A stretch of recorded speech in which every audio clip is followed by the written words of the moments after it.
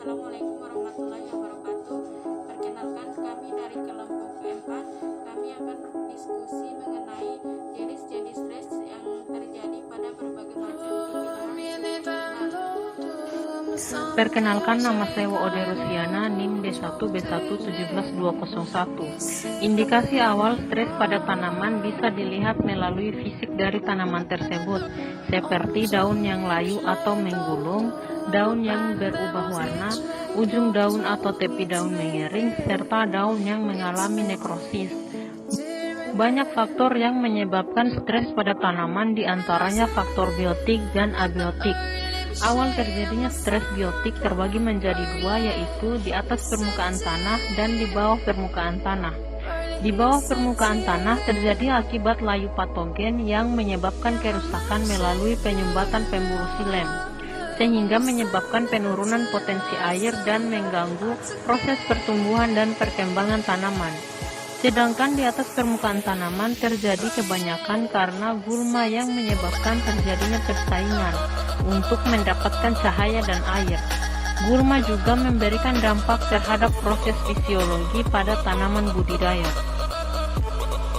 Assalamualaikum warahmatullahi wabarakatuh. Perkenalkan, nama saya Hasila, Tambuk D1B117155. Organisme yang mengakibatkan terjadinya stres biotik yaitu hama, nematoda, virus, bakteri, jamur, gulma, tanaman budidaya, serangga yang menguntungkan, dan serangga yang merugikan. Potensi kehilangan hasil yang diakibatkan stres biotik yaitu infeksi oleh hama dan penyakit pada tanaman dapat mengakibatkan luka pada tanaman pangan. Luka tersebut mengakibatkan kerusakan dan kerusakan tanaman karena hama menyebabkan terjadinya kehilangan hasil atau penurunan hasil produksi tanaman pangan. Lahan gambut adalah suatu kawasan lahan yang lapisan tanahnya tersusun oleh bahan organik dengan kondisi anorganik yang memiliki kandungan karbon organik sekitar 18% dan tebalnya lebih dari 50 cm.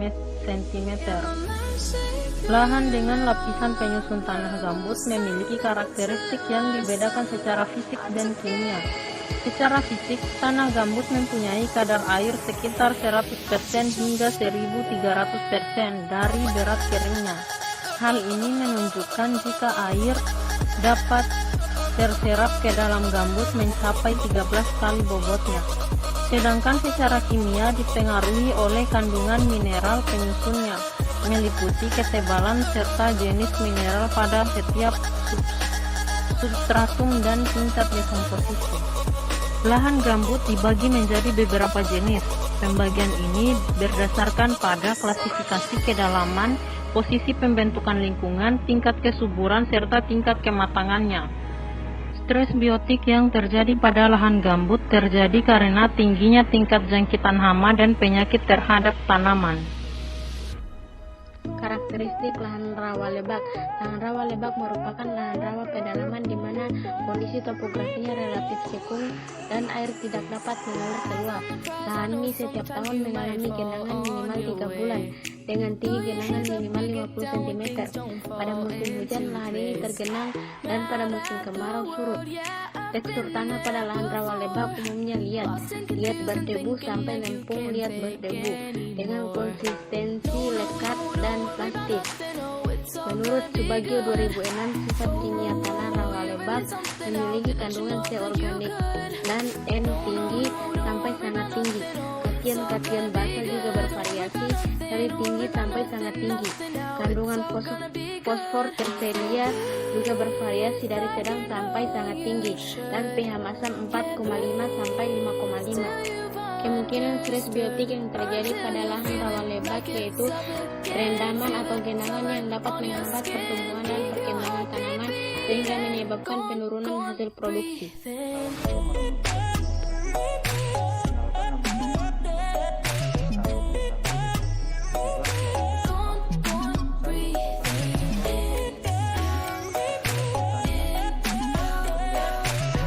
Hari ini saya menjelaskan karakteristik lahan kering dan beberapa stres biotik yang terjadi pada lahan kering.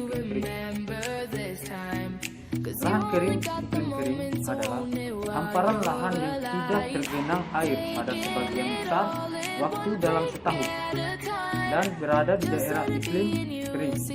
Lahan kering umumnya memiliki curah hujan rendah, kurang dari 200 mm per tahun.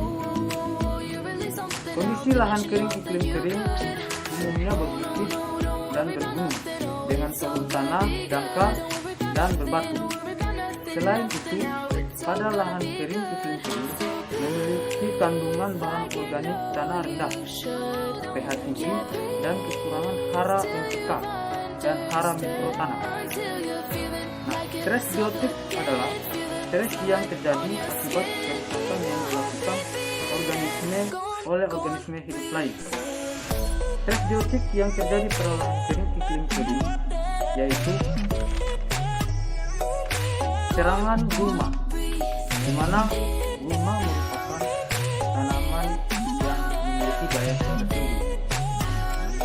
Jadi, walaupun dalam kondisi kering, dia bisa hidup dan bersaing dengan tanaman perkebunan atau tanaman lain. Kemudian, stres biotik yang terjadi di lahan kering iklim kering juga terdapat hama tanaman seperti yang sering terjadi, yaitu hama tanaman ulat gerayak yang menyerang tanaman jagung. Sekian dari saya. Billahi taufiq. Assalamualaikum warahmatullahi wabarakatuh. Perkenalkan, nama saya Lajuto, NIM D1 D1 17 dari kelompok 4. Kali ini saya akan menjelaskan materi untuk melanjutkan pemaparan dari kawan-kawan saya tadi. Saya akan membahas mengenai lahan kering masam. Secara umum, lahan kering dapat didefinisikan sebagai suatu hamparan lahan yang tidak pernah digenangi atau tergenang air pada sebagian besar waktu dalam satu tahun. Lahan kering masam adalah lahan yang mempunyai sifat atau karakteristik seperti pH rendah, kapasitas tukar kation yang rendah, kemudian kejenuhan basa dan C organik rendah, terus kandungan aluminium atau kejenuhan aluminium tinggi, kemudian fiksasi fosfor yang tinggi, terus kandungan besi dan mangan hampir mendekati batas meracuni tanaman. Terus ciri yang selanjutnya adalah dekat terhadap erosi dan miskin unsur biotik. Selanjutnya mengenai stres biotik pada lahan kering masam ini. Salah satu penyebab dari stres biotik pada lahan kering masam adalah adanya stres biotik yang terjadi karena bakteri ataupun virus. Salah satu bakteri pada contoh kasus ini adalah bakteri antraknos pada cabai merah, kemudian penyakit keriting dan layu fusarium pada tanaman cabai.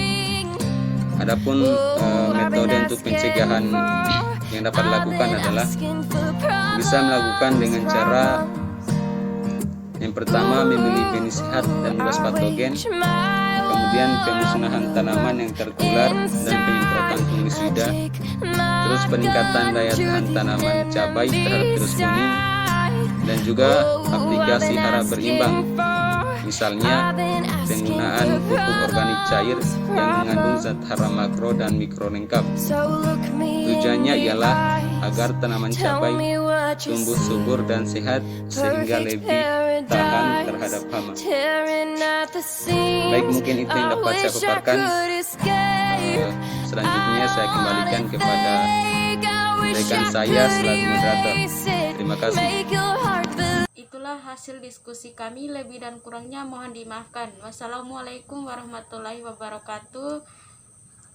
Jangan lupa like, komen, dan subscribe.